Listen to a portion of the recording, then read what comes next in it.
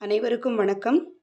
அன்று 1945 ஜனவரி 18 அதிகாலை 3 மணி. முகாமில் மணி அடிக்கிறாங்க. முகாமில் இருந்த எஸ்எஸ் படையினர், காவலாளிகள், முகாமில் இருந்த எல்லாரையும் நடைப்பயணமாக ஜெர்மனியை நோக்கி கூட்டிகிட்டு போகிறாங்க.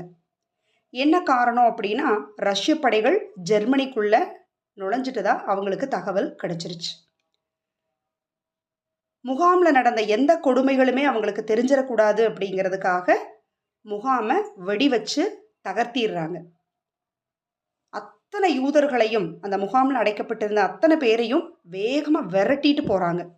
வரலாற்றில் இந்த நிகழ்வை மரண பேரணி அப்படின்னு பதிவு செஞ்சுருக்காங்க. டெத் மார்ச்சஸ் அப்படின்னு பதிவாயிருக்கு. அப்படி நடந்து போகும் பொழுது 15,000 பேருக்கும் மேலே இறந்து போயிடுறாங்க. நடக்கும்போது யாராவது தெரியாமல் கீழே விழுந்தா கூட நாசிக்கள் துப்பாக்கிய அவங்க தொண்டைக்குள்ள திணிச்சு கொண்டிருக்காங்க. 3 நாளைக்கு அப்புறம் கிளைவிச் அப்படிங்கிற ஒரு இடத்துக்கு எல்லாரும் போய் சேர்ந்துடுறாங்க. போலந்து நாட்டு இராணுவம் விட்டு சென்ற ஒரு கட்டடத்தோட 2வது மாடியில் எல்லாரையும் தங்க வைக்கிறாங்க.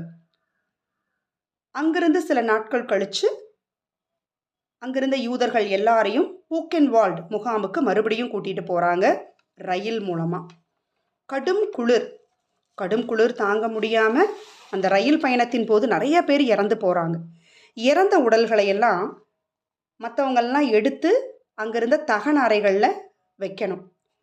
அப்படி ஒரு இளைஞர் அங்கே இறந்து போகிறாரு. அவரை எடுத்து தகன அறையில் வைக்கும் பொழுது அந்த இளைஞர் திடீர்னு கண் விழிச்சு தன்னோட பாக்கெட்டில் ஒரு புகைப்படம் இருப்பதாகவும் அதை எடுக்கிற மாதிரியும் சொல்கிறாரு. எடியும் அந்த புகைப்படத்தை எடுக்கிறாரு. இளைஞர் அந்த புகைப்படத்தை பார்த்துட்டே சொல்கிறாரு, 3 வாரத்துக்கு முன்னாடி தான் தனக்கு திருமணம் ஆனதாகவும் அவருடைய மனைவி யூதர் அல்ல அப்படிங்கிற விஷயத்தையும், என்னைக்காவது ஒரு முறை தன் மனைவியை பார்த்தா இங்கே நடந்ததையெல்லாம் சொல்லணும் அப்படின்னும் கேட்டுட்டு இறந்துடுறாரு. முகாமில் எத்தனையோ கொடுமைகளை எடி அனுபவிச்சிருந்தாலும் இந்த கொடுமை அவரை ரொம்ப பாதிச்சதா அவர் சொல்லியிருக்காரு. வதை முகாமில் நாளாக கொடுமைகள் அதிகமாயிட்டே இருக்கு. கொஞ்சம் கூட குறைஞ்ச பாடில்லைங்க. ஒவ்வொரு நாளும் புது விதமான கொடுமைகள். அங்கே இருக்கக்கூடியவங்க நரகத்திற்கும் மேலாக ஒரு வார்த்தை இருந்தால் அந்த வார்த்தையை சொல்லுங்க, அப்பேற்பட்ட இடத்துல இருக்கிறோம் அப்படிங்கிற மாதிரியான ஒரு சூழல்.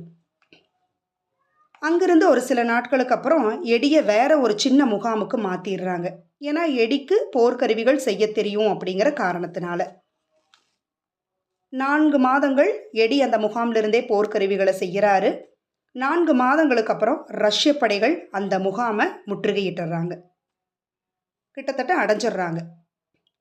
அங்கிருந்த எஸ்எஸ் படையினர், காவலாளிகள் எல்லாரும் தன்னைத்தான் காப்பாற்றிக்கணும் அப்படிங்கிறதுக்காக வேகமாக ஓடுறாங்க. அங்கு இருந்த யூதர்களும் தப்பிச்சு ஓடுறாங்க.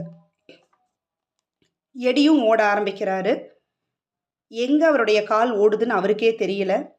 உடம்புல பலம் கிடையாது. ஓடுறாரு, ஓடிட்டே இருக்கிறாரு. சில நாட்களுக்கு அப்புறம் அங்கிருந்த ஒரு குகையில் தங்குறாரு. உணவில்லை. அவருடைய பலம் அப்படியே குறைஞ்சிட்டே இருக்கு. ஓடிட்டு இருந்த அவர் நடக்கக்கூட முடியாமல் ஊர்ந்து தவழ்ந்து போகிறாரு. அப்படி போயிட்டுருக்கும் பொழுது அங்கிருந்து அமெரிக்க படை வீரர்கள் எடியை காப்பாற்றிடுறாங்க. காப்பாற்றி மருத்துவமனையில் அவரை சேர்த்திடுறாங்க.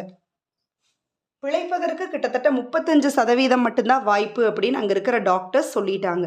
ஏன்னா எடிக்கு அப்போ காலரா, டைஃபாய்டு, இன்னும் என்னன்னே கண்டுபிடிக்க முடியாத பல நோய்கள் எடியினுடைய உடம்புல இருந்ததை அங்கே இருக்கிற மருத்துவர் சொல்லியிருக்காரு. அந்த மருத்துவமனையில் எடி 6 வாரங்கள் இருந்திருக்கிறாரு. நம்பிக்கையை மட்டும் எடி கைவிடவே இல்லை. அவருடைய நம்பிக்கைக்கு பலம் சேர்க்கிற மாதிரி அவருடைய நண்பர் கர்ட்டும் அந்த மருத்துவமனைக்கே வந்து சேர்றாரு. 2 பேர் அங்கே சிகிச்சை எடுத்துக்கிறாங்க. 6 மாத காலங்களுக்கு அப்புறம், 6 வார காலங்களுக்கு அப்புறம் அங்கிருந்து வெளியே வந்துடுறாங்க. ஒரு வீடு வாடகைக்கு எடுக்கிறாங்க. பொருளாதார தேவைக்காக ஒரு வேலைக்கு போகிறாங்க. தங்கை ஹென்னி அவங்க பற்றின காணாமல், அவங்க கூட இல்லை அப்படிங்கிறதுக்காக அவங்கள கண்டுபிடிக்க நினைக்கிறாங்க. நாளிதழில் விளம்பரம் கொடுக்குறாங்க. சில நாட்களுக்கு அப்புறம் அவருடைய தங்கை ஹென்னியும் குடும்பத்தோடு வந்து இணைஞ்சிடுறாங்க. போலந்தில் ரொம்ப மகிழ்ச்சியான வாழ்க்கையை வாழ்ந்துட்டுருக்கிறாங்க. கர்ட் 1946 சார்லட் அப்படிங்கிற பெண்ணை திருமணம் செய்துக்கிறாரு. எடியும் சில நாட்களுக்கு பிறகு திருமணம் செய்துக்கிறாரு. அவருடைய மனைவி பேரு ஃப்ளோர் மொல்ஹோ. அசாதாரணமான சூழ்நிலைகளை மட்டுமே சந்திச்சிட்டு இருந்த எடிக்கு குடும்ப வாழ்க்கையில் ஈடுபடவே முடியல. அவரோட மனைவி அவருக்கு நம்பிக்கை கொடுத்துட்டே இருக்கிறாங்க. அவருடைய உடல் காயங்களை ஆற்றுவதற்கும் மனக்காயங்களை ஆற்றுவதற்கும் அவங்க மனைவி உற்ற துணையாக இருந்ததை எடி பதிவு செய்கிறாரு. ஓராண்டுக்கு பிறகு எடிக்கு முதல் ஆண் குழந்தை பிறக்குது. எடி தம்பதியினருக்கு மூத்த மகன் பேர் மைக்கேல்.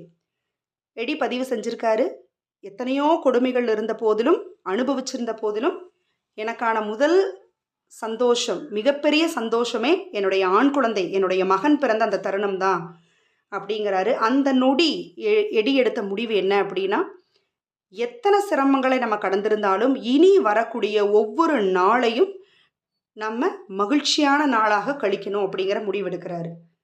உலகத்தில் மகிழ்ச்சியான மனிதனாக இருக்கிறது தான் சிறந்த பழிவாங்கல் அப்படின்னு எடி நினைக்கிறாரு. இந்த விஷயத்தை பதிவும் பண்ணியிருக்காரு. எடியினுடைய வாழ்க்கை அப்படியே போயிட்டு இருக்கு நல்லபடி. சில ஆண்டுகளுக்கு பிறகு ஆஸ்திரேலியா போகிறாங்க எடி குடும்பத்தினர். அங்கே மருத்துவ உபகரணங்கள் தயாரிக்கப்பட்ட ஒரு நிறுவனத்தில் வேலைக்கு சேர்றாரு. எல்லியஸ் பிரதர்ஸ் அப்படின்னு சொல்லக்கூடிய ஒரு நிறுவனத்தில் வேலைக்கு சேர்றாரு. சில காலங்களுக்கு அப்புறம் எடி தம்பதியினருக்கு இரண்டாவது ஆண் குழந்தை பிறக்குது. ஆந்த்ரே அப்படிங்கிறது அந்த குழந்தையினுடைய பேரு. ரியல் எஸ்டேட், இன்னும் நிறைய தொழில்கள் சொந்தமாக ஆரம்பிக்கிறாங்க. தேவைக்கு அதிகமான பணத்தை எடி சம்பாதிச்சிடுறாரு. எடியினுடைய தொழில்களுக்கு எடியினுடைய மனைவியும் உற்ற துணையாக இருந்திருக்கிறாங்க. எடிக்கான குடும்பம் அமைஞ்சிருச்சு. அவரை சுற்றி நல்ல உறவினர்கள், குழந்தைகள், நண்பர்கள் வட்டம் எல்லாம் பெருகிருச்சு. ஆனாலும் எடிக்கு ஒரே ஒரு கேள்வி, எடியினுடைய மனசை உறுத்திட்டு இருந்த கேள்வி என்னன்னா, ஏன் 60 லட்சம் யூதர்கள் கொல்லப்பட்டனர், என்ன காரணம், 60 லட்சம் பேர் உயிரல்லவா அப்படிங்கிற ஒரு கேள்வி அவரை ரொம்ப பாதிச்சுட்டே இருந்தது. அந்த கேள்வியினாலோ என்னவோ எடி வதை முகாம்களில் தான் அனுபவித்த அத்தனை கொடுமைகளையும் உலகத்துக்கு சொல்லணும் அப்படின்னு முடிவெடுக்கிறாரு. நிறைய இடங்களில் வதை முகாம்களில் எடி அனுபவித்த கொடுமைகளை பற்றி அவர் பேசியிருக்கார். எடி தன்னுடைய 100வது வயசில் தான் இந்த புத்தகத்தை எழுதுகிறாரு, ஹாப்பியஸ்ட் மேன் ஆன் எர்த். எத்தனையோ விஷயங்களை நமக்காக பகிர்ந்திருக்கிறாரு எடி. அவர் பகிர்ந்தது வலி கிடையாது, அவருடைய நம்பிக்கை. அசாதாரணமான சூழ்நிலையோ சாதாரணமான சூழ்நிலையோ நம்பிக்கை அப்படிங்கிற ஒரு விஷயம் இருந்தது அப்படின்னா வாழ்க்கையினுடைய அடுத்த கட்டம், இரண்டாம் பிறப்பு எல்லாருக்கும் உண்டு அப்படிங்கிறத எடி பகிரங்கமாக இந்த புத்தகத்தின் மூலம் நமக்கு சொல்கிறார். வணக்கத்திற்குரிய இந்த மாபெரும் மனிதர் தன்னுடைய 101வது வயதில் இவ்வுலக வாழ்வை நீத்தார். இன்னொரு முக்கியமான தகவலையும் எடி இந்த புத்தகத்தில் பதிவு செஞ்சிருக்காரு. ஈன்றெடுத்த தாய், தந்தை, உறவுகள் எல்லாரும் எடியை விட்டு போன போதும் எடி தனக்கு உறுதுணையாக இருந்த பொருளாக சொல்கிறது என்ன அப்படின்னா அவருடைய பெல்ட். அவருடைய பெற்றோர்கள் அவருக்கு வாங்கி கொடுத்த அந்த பெல்ட் கடைசி வரைக்கும், அவருடைய மரணத்தின் வரைக்கும் கூட அவர் கையில் இருந்ததாக அவர் சொல்கிறாரு. அந்த பெல்ட்டை பார்த்துட்டு அவர் சொல்கிற விஷயம், பணத்தை விட உலகத்தில் விலை மதிப்பற்ற பொருட்கள் ஏராளம் உண்டு அப்படிங்கிறதையும் நமக்காக இந்த புத்தகத்தின் மூலம் அவர் சொல்லியிருக்கார். நம்ம குழந்தைகிட்ட கட்டாயம் இந்த நீண்ட நெடும் பயணம், எடியினுடைய பயணத்தை மிகச் சுருக்கமாக நம்ம இப்போ பேசிட்டோம். நம்ம குழந்தைகிட்ட இந்த தகவல்களை நம்ம சொல்லணும். உலக வரலாற்றில் நம்மளை எல்லாம் அப்படியே ஸ்தம்பிக்க வைக்கக்கூடிய நிகழ்வுகள் நடந்ததை நம்ம பகிர்ந்துக்கணும். அப்போ தான் குழந்தைகளுடைய தாட் ப்ராசஸ் நிச்சயம் மாறுங்க. அவங்க வாழ்க்கையை அணுகக்கூடிய முறையே மாறும். உங்கள் நேரத்திற்கு நன்றி.